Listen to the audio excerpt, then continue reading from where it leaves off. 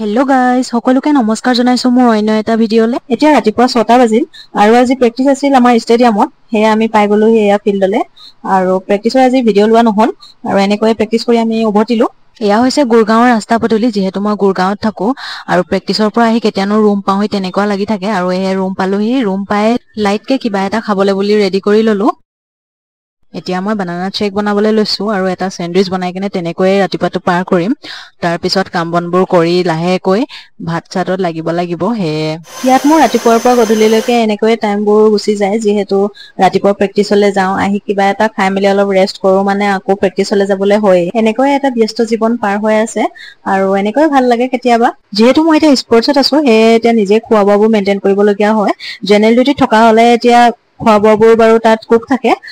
তেনেকৈ কেম্পত হৈ যায় আৰু সকলো ভিডিঅ ক্লিপ লোৱা সম্ভৱ নহয় হে তেনেকৈ এতিয়া আকৌ আবেলি হ'ল আৰু এতিয়া পাই গলো হি জিমত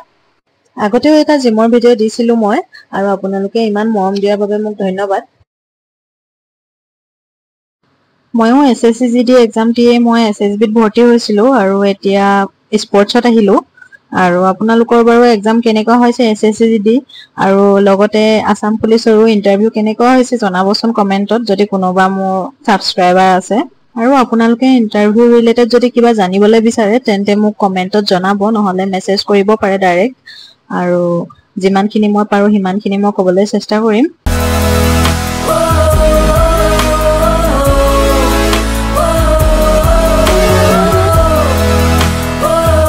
এতিয়া প্ৰেক্টিস শেষ কৰি আমি লগৰজনী আৰু মই দুইজনীয়ে সবজি বজাৰ কৰিবলৈ আহিলো এখনে হৈছে গুৰগাঁৱৰ সবজি বজাৰ